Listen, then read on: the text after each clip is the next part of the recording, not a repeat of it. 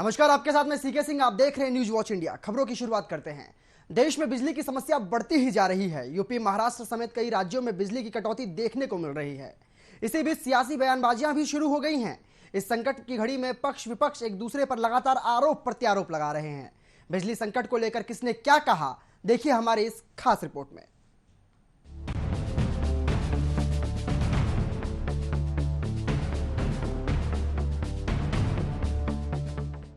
भीषण गर्मी के बीच बिजली संकट। देश में कुल 62.30 करोड़ यूनिट बिजली की कमी। यूपी, पंजाब और महाराष्ट्र समेत कई राज्यों में बिजली की कटौती। दिल्ली मेट्रो और अस्पतालों में बिजली देने में दिक्कत। बिजली संकट पर नेताओं के बीच सियासी घमासान जारी। देश में चिलचिलाती गर्मी के बीच बिजली की समस्या भी खड़ी हो गई है। यूपी, महाराष्ट्र, झारखंड समेत देश के कई राज्यों में लगातार बिजली की कटौती की जा रही है। देश की राजधानी दिल्ली में भी मेट्रो और अस्पतालों समेत कई संस्थानों में 24 घंटे बिजली देने में दिक्कत आ रही है।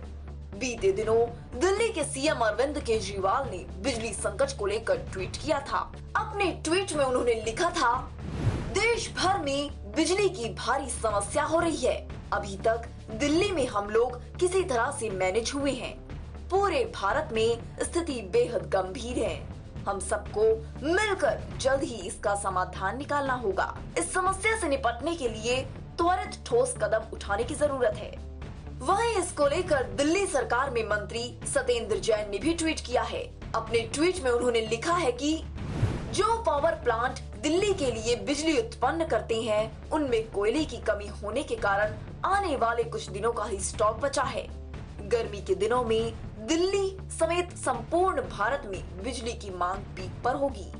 केंद्र सरकार से अपील है कि वह जल्द से जल्द कोयले की उपलब्धता सुनिश्चित करे। कुल मिलाकर दिल्ली सरकार का कहना है कि कोयले की कमी के कारण बिजली संकट बढ़ रहा है। वहीं दिल्ली सरकार के इस बयान से नेशनल थर्मल पावर कॉर्पोरेशन सहमत नहीं है। एनटीपीसी ने कहा है कि उसकी सभी इकाइयां अपने 100% क्षमता से काम कर रही हैं। एनटीपीसी ने एक ट्वीट में ये साफ करने की कोशिश की कि वो पूरी क्षमता से बिजली उत्पादन में जुटी हुई है। कंपनी ने ट्वीट में कहा है कि दादरी की सभी 6 इकाइयां और ऊंचाहार की 5 इकाइयां पूरी क्षमता से चल रही हैं। उन्हें कोयले की नियमित रूप से आपूर्ति मिल रही है।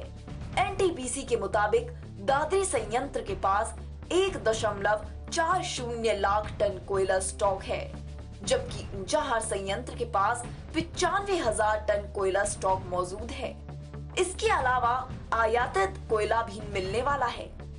यानी कि एनटीपीसी का कहना है कि बिजली संकट का कारण कोयले की कमी नहीं, दिल्ली सरकार बिजली संकट को लेकर बहानेबाजी कर रही है। अब एनटीपीसी ने तो ये साफ कर दिया है कि कोयले की कमी नहीं है, तो फिर बिजली संकट पर सियासी घमासान क्यों जारी है?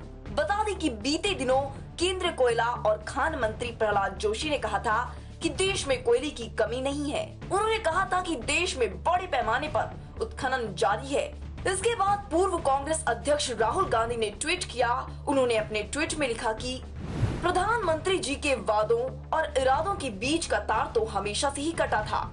मोदी जी, इस संकट में आप अपनी नाकामी के लिए किसे दोष देंगे? नेहरू जी को, राज्य सरकारों को या फिर जनता को ही?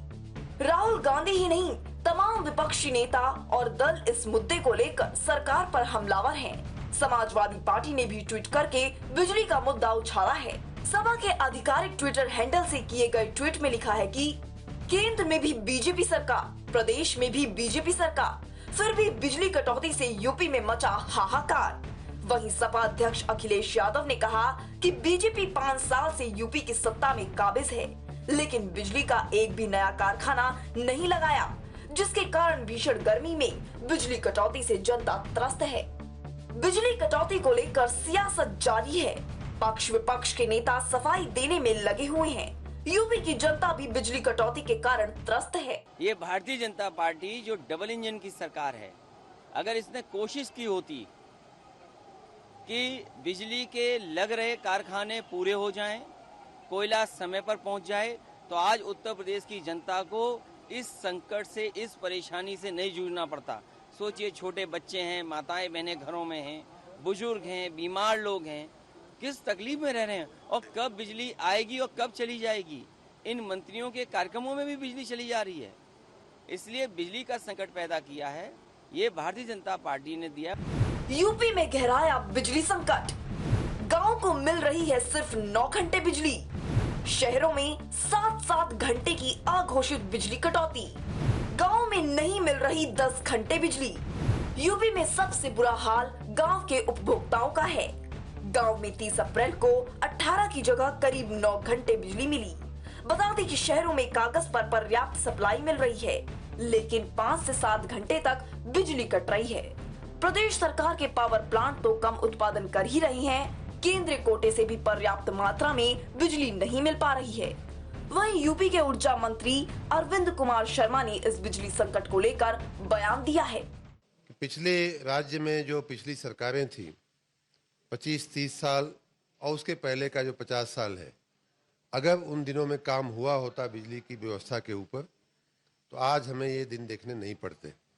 लटके हुए तार आज के नहीं हैं, ये वर्षों पुरानी, दशकों पुरानी हमारा दृश्य है हमारे उत्तर प्रदेश के शहरों का और नगरों का और गाँव का। जलते हुए ट्रांसफार्मर, खराब व्यवस्थाएं, बिजली नहीं आना, ये कोई आज की समस्या नहीं है, ये भी बहुत पुरानी पारंपरिक समस्या उत्तर प्रदेश की रही है।